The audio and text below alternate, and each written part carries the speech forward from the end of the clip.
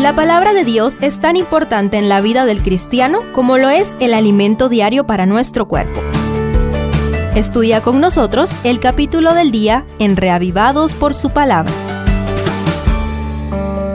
Levítico 13.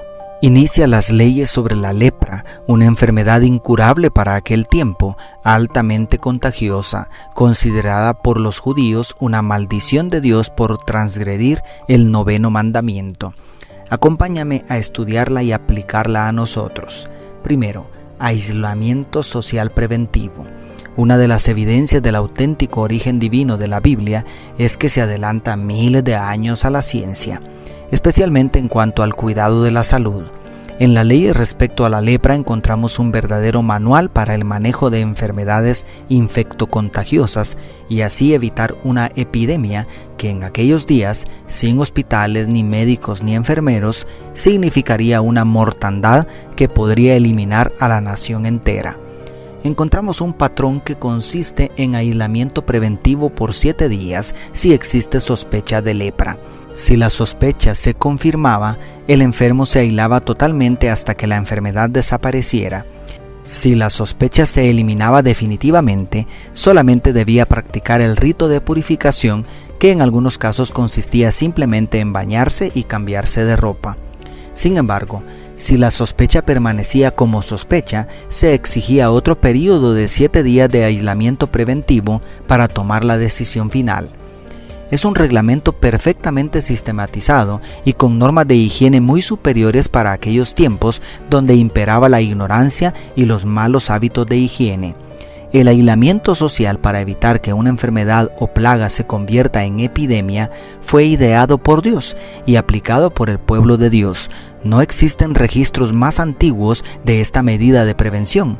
¡Qué maravilloso es Dios! Segundo, pureza ceremonial. Es imposible desligar el concepto de pureza ceremonial del problema de la lepra. Esta enfermedad era una de las causas de impureza ceremonial. La persona no solamente era separada de su familia y de la comunidad, sino que también era prohibido que se acercara al santuario, donde moraba la presencia de Dios. Esto le daba una dimensión espiritual a esta y otras situaciones. Imagina todo lo que implicaba tener lepra, además del obvio sufrimiento físico y emocional. Para algunos quizá lo peor era sentirse separados de Dios y su tabernáculo, porque lo santo y lo impuro no pueden mezclarse. Y tercero, esperanza para los leprosos. Además de lo antes mencionado, existía en el antiguo cercano oriente el estigma de que la enfermedad, especialmente la lepra, era un castigo divino por un pecado específico. Algunos dicen que esta enfermedad se consideraba el azote de Dios. Esta clase de mitos hizo que los judíos llegaran a distorsionar la intención de Dios con esta ley.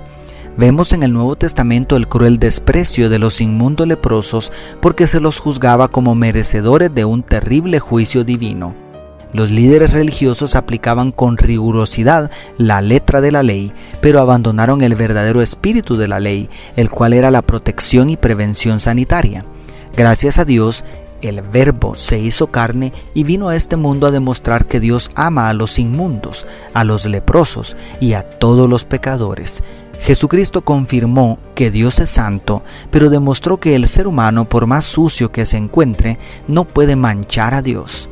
Es más fácil que el toque divino purifique al inmundo. En Marcos 1:40 al 45 tenemos un hermoso registro del trato de Jesús hacia un indigno leproso. Toda enfermedad es consecuencia directa o indirecta del pecado. Pero el enfermo no necesita agregar la culpa al dolor físico. Necesita sanidad, necesita amor, necesita esperanza. Gracias a Dios, la medicina ha avanzado tanto que ahora son muy pocos los casos en que se hace necesario el aislamiento social. Pero debemos dar más gracias a Dios porque en Cristo encontramos sanidad física, emocional y espiritual. Dios te bendiga, tu pastor y amigo Selvin Sosa.